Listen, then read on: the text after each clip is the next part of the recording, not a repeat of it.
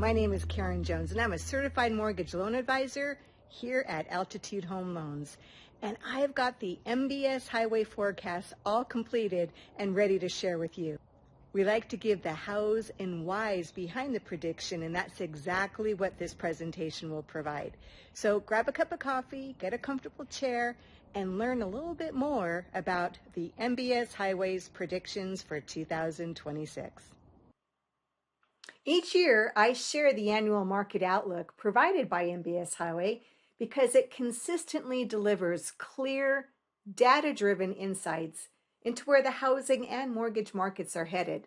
And as a certified mortgage loan advisor with over 40 years in the financial sector, from banking to mortgage origination, I've learned the value of separating headlines from signals. This 2026 forecast, developed by Barry Habib and his team, is grounded in that mortgage-backed security, bond market trends, and economic data that directly impacts rates, affordability, and opportunity. In this video, I'll break down what the forecast means and how you can use it to better guide your clients and position your business for the year ahead. Looking back at the 2025 forecast from Barry Habib and his team at MBS Highway, the accuracy was impressive. The 10-year Treasury moved largely in line with expectations, which helped keep long-term mortgage pricing relatively stable. As a result, 30-year fixed-rate mortgage rates finished very close to where they were projected to go. One of the strongest calls was the mortgage spread, and we'll talk a little bit more about spread in this presentation. The forecast anticipated a meaningful narrowing, and it ended up almost exactly where predicted. This plays a key role in keeping mortgage rates from moving higher. Unemployment was another win, with projections nearing 4.5%, landing essentially right on target. This consistency is why I rely on this outlook each year. It allows me to plan strategically and guide my clients with confidence. With that context, let's look at what the 2026 forecast looks like for the year ahead. Inflation influences mortgage rates because it erodes the value of money over time. The Federal Reserve monitors inflation closely and adjusts short-term interest rates in an effort to control it. When inflation is rising too quickly, the Fed raises rates to slow spending and borrowing. When inflation is falling or the economy is slowing, the Fed may lower rates to stimulate the growth. Mortgage rates are not set directly by the Federal Reserve, but they are heavily influenced by inflation expectations and the bond market. Investors who buy mortgage-backed securities require higher yields when they believe inflation will remain elevated, which pushes mortgage rates higher. Right now, the Federal Reserve's preferred measure of inflation is PCE, which stands for Personal Consumption Expenditures. The headline PCE includes the prices of all goods and services that consumers buy.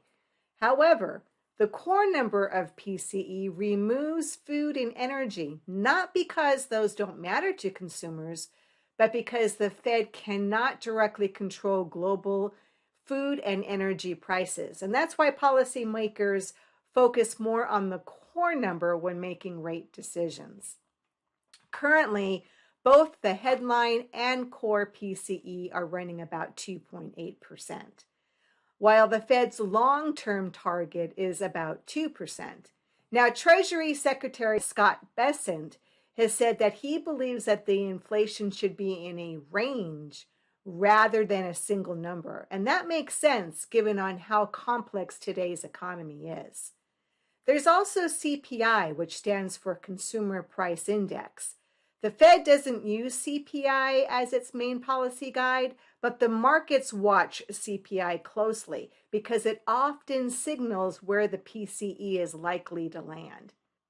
In both reports, shelter plays a major role. On the PCE, shelter inflation is running about 3.7%, and it makes up for about 16% of the headlines and 18% of the core. On CPI, shelter has even a bigger impact. It represents about 35% of the headline and roughly 44% of the core CPI. That means more than a third, almost half of CPI is driven strictly by shelter cost. The challenge is that shelter data tends to lag reality. Rent and home prices may already be stabilizing or cooling in real life, but the way shelter is measured causes inflation to look higher for longer. That's one of the reasons inflation data can really feel out of sync with what people are actually experiencing. What's really happening with rents? There are actually two different types of rents that we need to look at: new rents and renewal rents. New rents are what people pay when they sign a brand new lease. Right now, new rents are down about 1.3%, which means rents in the real world are actually falling, not rising. Renewal rents are what existing renters pay when they stay in their current place. Those are still going up, mainly because moving is expensive and disrupted. So many renters accept increases rather than locate, especially if they like living in the home that they're renting. So here's the disconnect. The Fed is seeing shelter inflation at around 3.7%, but real time new rent is already running negative at negative 1.3%. Rents are improving, but the data that the Fed uses is lagging. The shelter data comes from the Bureau of Labor Statistics, which has used the same basic methodology since 1985. So while renters may already be seeing relief, the inflation data is slow to reflect it, and that lag keeps inflation looking higher for longer than what many people are actually experiencing. Right now, core inflation is around 2.8%, and people ask, why is that still considered high? It's because the Fed's formal target is at 2%, not 3%. Anything meaningful above 2% is still considered inflationary pressure. One factor that's confusing the picture is tariffs. Tariffs are not the same thing as inflation. Inflation looks like a staircase. It keeps stepping higher year after year. Tariffs are more like a single step. Prices jump once because of the tariff, but they don't keep compounding upward from that same cause. Some Fed members are starting to recognize the difference. If tariff effects fade or are removed, that alone could shave maybe 0.4% off inflation, depending on what else is happening in the economy. Then you add in shelter lag. Rents in real life are already falling for new leases, but the data the Fed uses can lag by 12 to 18 months. That means inflation may already be much closer to 2% than what the official numbers show. So in reality, inflation could already be near 2%. The challenge is that the Fed hasn't fully seen that in their data. And Chairman Powell has said repeatedly that the Fed is data dependent. They don't move on opinions or feelings. They move on what the data shows. Barry Habib and his team of analysts believe inflation should already be near the Fed's 2% target, and they're not alone. One of the groups that supports this view is Trueflation. Trueflation is a private data firm that tracks real-time inflation using millions of data points from actual consumer transactions. Instead of relying on long survey cycles and delayed reporting, they use high-frequency data from payments, retail pricing, housing, and services to measure what consumers are actually paying right now. That's important because government inflation data, like PCE and CPI, can lag reality, especially in areas like shelter, which can take 12 to 18 months to fully reflect changes. According to the Trueflation US PCE Price Index, inflation is currently running at about 2.05%, which is essentially right at the Fed's 2% target. So when Barry Habib and his team say inflation is already close to where the Fed wants it, they're not guessing. They're aligning with independent real-time data that shows inflation has already cooled far more than what the official reports are still showing. This supports the idea that inflation may already be at target in the real economy, even if the Fed's traditional data hasn't fully caught up yet. Labor is the key component of inflation because wages drive consumer spending and business cost. When labor is tight and wages rise quickly, companies often pass those costs onto the consumers through higher prices. And we know all about that. The Fed watches labor data closely, and most of that data comes from the Bureau of Labor Statistics, the BLS. But one challenge is that the BLS numbers are frequently revised. What is first reported in one month often gets adjusted in later months as more complete data comes in. So while the Fed is data dependent, some of the data they rely on, especially on labor, can change after the fact. That means policy decisions are sometimes being made on numbers that may look very different in the future. This is why it's important to watch not only the headline labor numbers, but also the revisions and the overall trend to really understand what's happening in the job market and how it may affect inflation.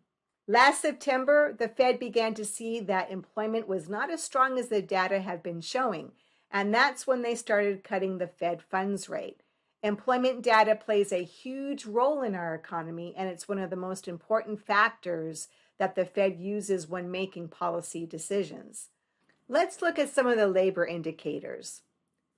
There are two main components that are focused on. The first is continuing claims. This shows how many people stay on unemployment week after week. That number has been moving higher. It's volatile, but the trend still matters. The second is initial claims, people filing for unemployment the first time. This is important because it signals when layoffs are starting to increase. The Fed likes to say, we're in a low hire, low fire environment.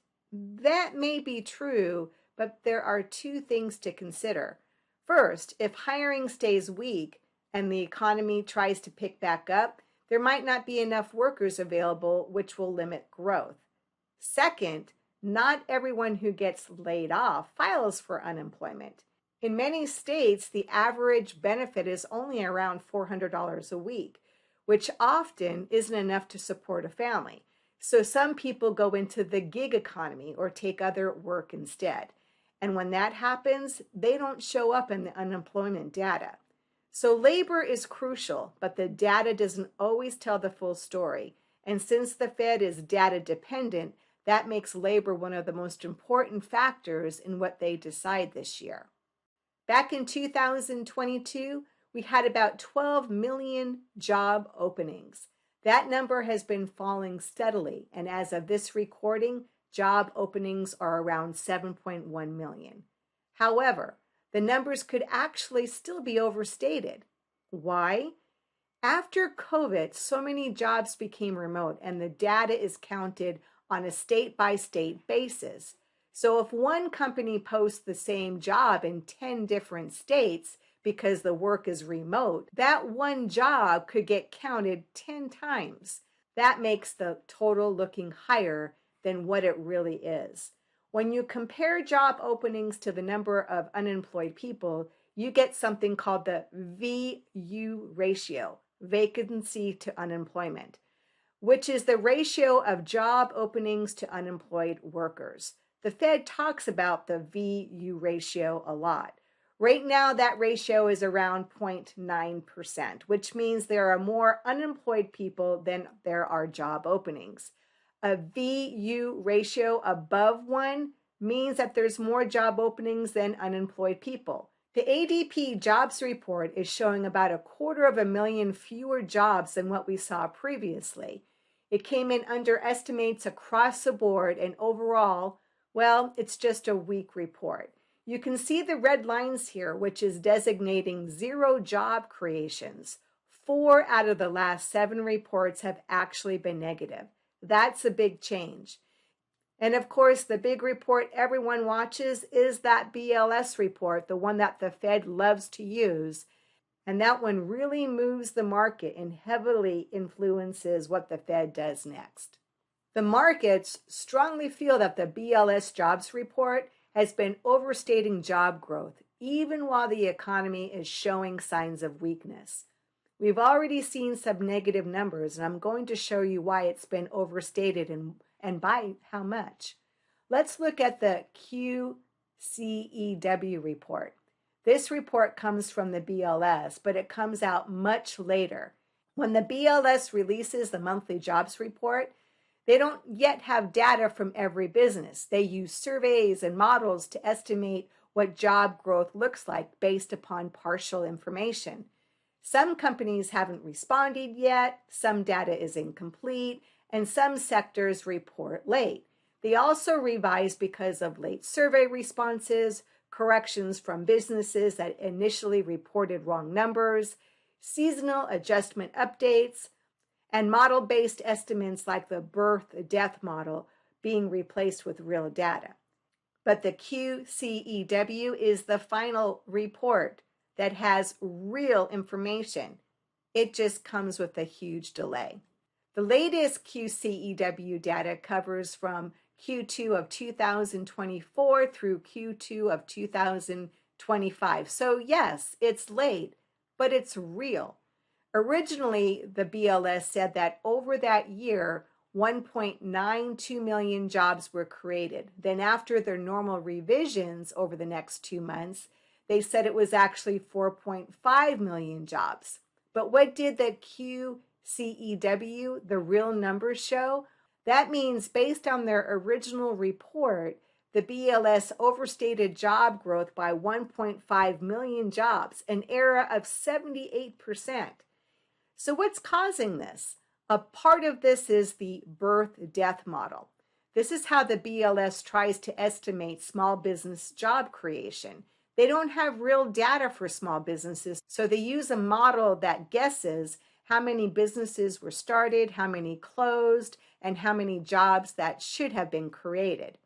The problem is, it's based on old history, and COVID completely disrupted those patterns. Over this same period, the birth-death model alone added about 1.12 million jobs that may not have really existed.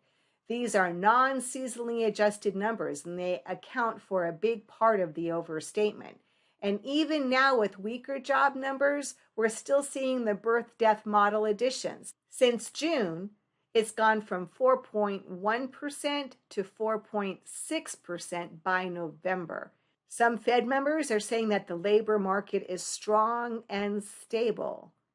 But going from 4.1% to 4.6% doesn't look very stable to me. So the MBS highway prediction, over the course of this year, they believe that the labor market will continue to weaken and could increase to 4.8% this year. And that's only going to put pressure on the Fed to keep cutting rates, especially with the changes in the Fed occurring this year. And that brings us to our next subject, the Fed. The Fed plays a very important role with what they do. And the Fed is changing its composition this year with Jerome Powell exiting in May. And MBS Highway feels that a more dovish chairman will be coming on board. In May, we know we're going to get a major Fed event, but there are a lot of moving parts around it. The Fed plays a critical role, and as we go through these slides, you'll see exactly what I mean. A lot of people think that the Fed cuts rates, mortgage rates automatically drop the same day, but that's not how it works. The market usually prices in a Fed cut ahead of time. Historically, when the Fed cuts, markets rates have already dropped about 0.5% before the actual cut even happens. So people ask, why do rates sometimes go up even when the Fed is cutting? Well, here's a perfect example. On October 4th, we got a blockbuster jobs report. 254,000 jobs were created, more than double expectations. That shocked the market. Bonds sold off, rates went up, and inflation fears increased. Later, we found out that about 78% of those jobs never really existed. They were later revised away. But the damage was already done. Rates had reacted to the bad data. This is what we have to deal with. Markets react in real time when the data later turns out to be wrong. If you go back over history, you can see there is a relationship between what the Fed does and what the market rates do. But it's not in perfect harmony. Sometimes rates move ahead of the Fed. Sometimes they move after the Fed changes.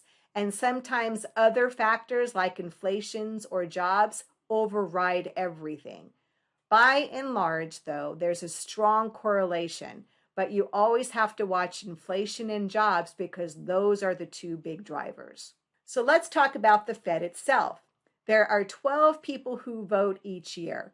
There are 7 governors and 12 district bank presidents, but only 12 get to vote at any one time.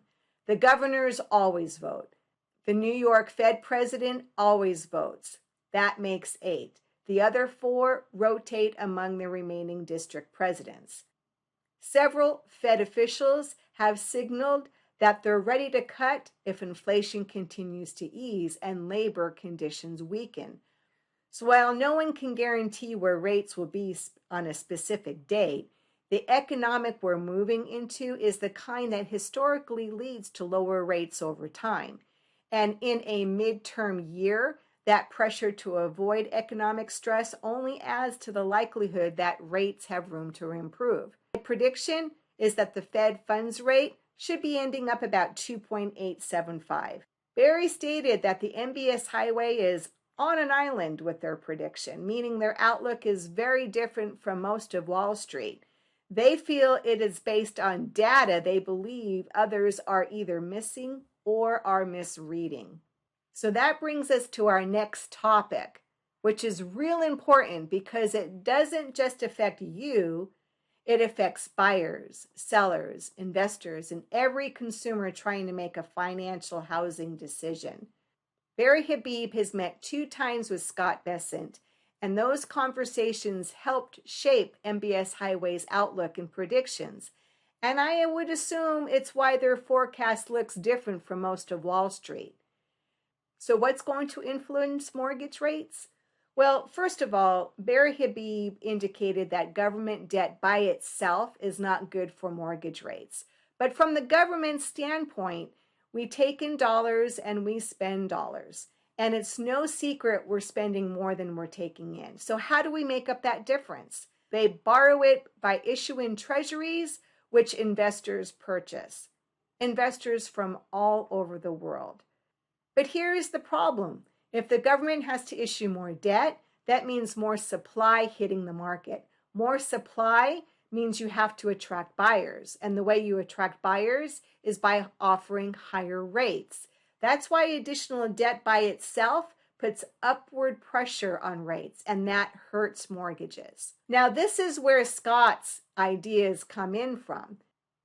One of his plans is to issue more short-term debt instead of long-term debt.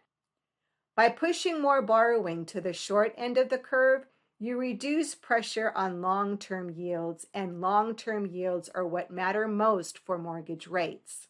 Then you add in the Genius Act and stablecoins. The Genius Act requires stablecoins to be backed by high-quality liquid assets, like cash or even U.S. Treasury bills. It doesn't mean every stablecoin is only backed by treasuries, but it does mean treasuries are likely to be a big part of that reserve mix. As stablecoins grow, that creates more demand for short-term treasuries. More demand helps absorb government debt without forcing rates higher. Next is the Fed and quantitative easing, otherwise known as QE. When the Fed does QE, it buys bonds. That adds demand to the markets. More demand pushes bond prices up. And when bond prices go up, yields go down. Lower treasury yields usually help mortgage rates come down. And then there's bank regulation. Because U.S. Treasuries are viewed as very low risk, high quality liquid assets, banks already like to hold them.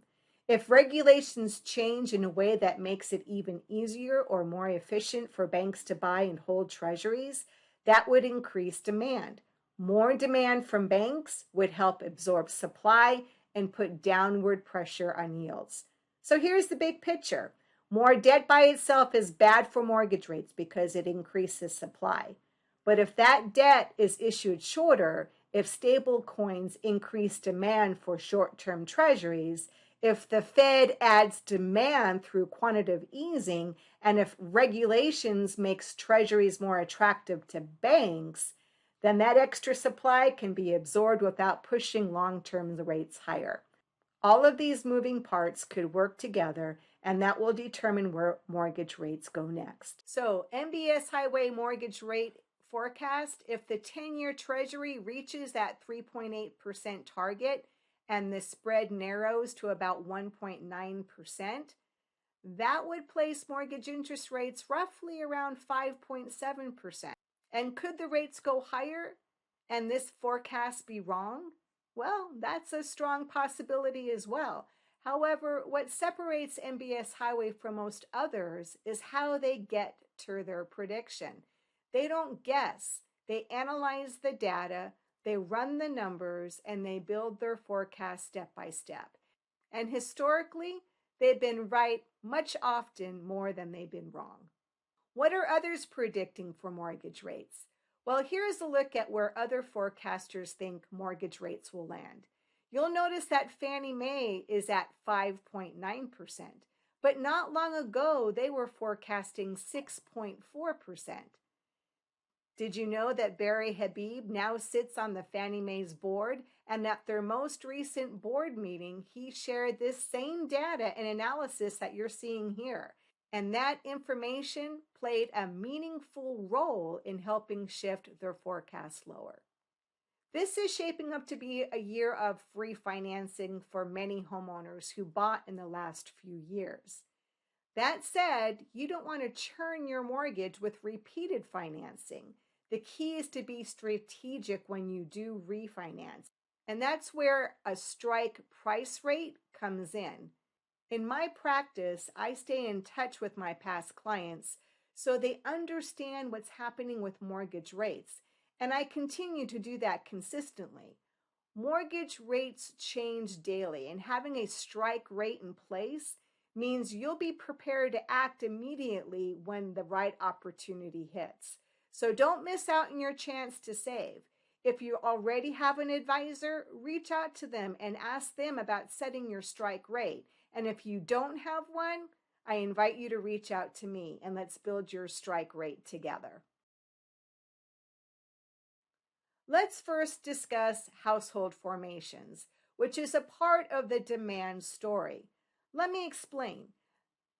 If you have a mom and a dad and a child all living in a home, that's one household. When that child grows up and moves out, it's still the same family, but now it becomes two households. Or if a married couple separates and one person moves out, that also creates an additional household. That's household formation, and it represents new housing demand. It's reported as an annualized number, so it can look volatile month to month. Our country averaged roughly 1.8 million new households per year. Now, let's look at what happened over the last year. Household formations have dropped sharply. There are still people who want to buy homes. Demand hasn't disappeared. In fact, buyer interest, what we refer to as pent-up demand is real. This isn't just theory. Realtor surveys are showing the same thing, a growing pool of buyers who are ready, willing, and able, but waiting for rates to improve. And what's changed is affordability. Many of these potential buyers are waiting for mortgage rates to come down before they make a move. So what we're seeing is a large and growing group of future buyers sitting on the sidelines. And that represents significant demand that hasn't gone away. It's just being delayed. Here you can see how interest rates affect buyer activity.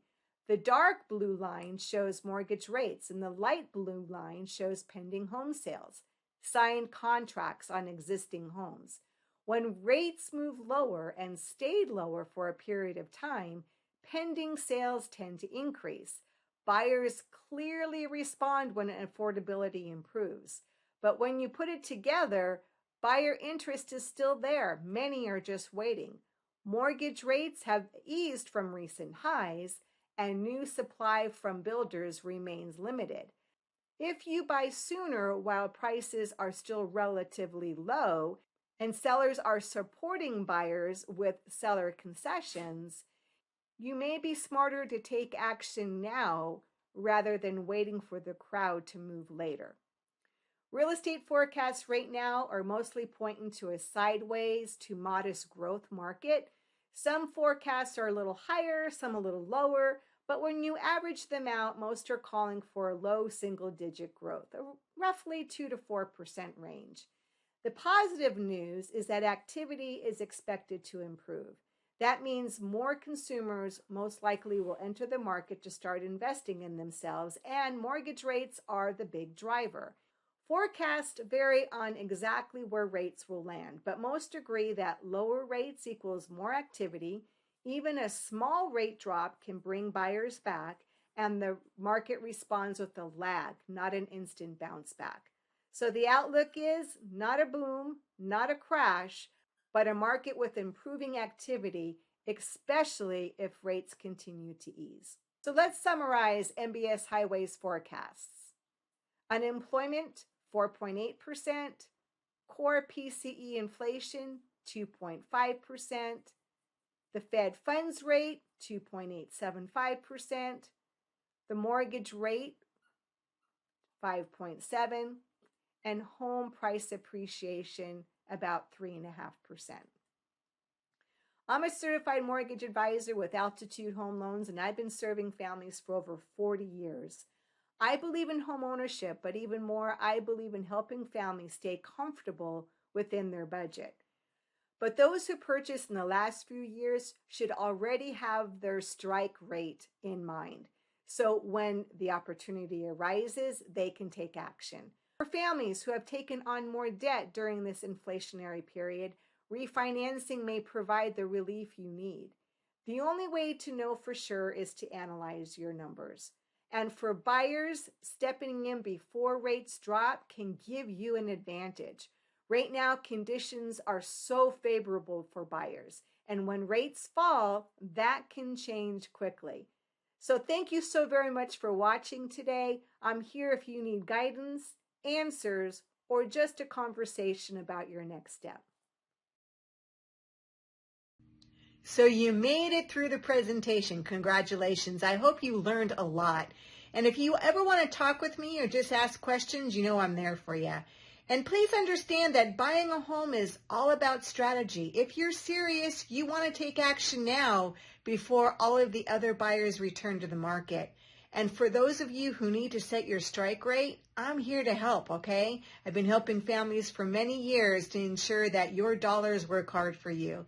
Thank you so much again for watching. Have a wonderful day, and I'm here for you when you need me. Bye for now.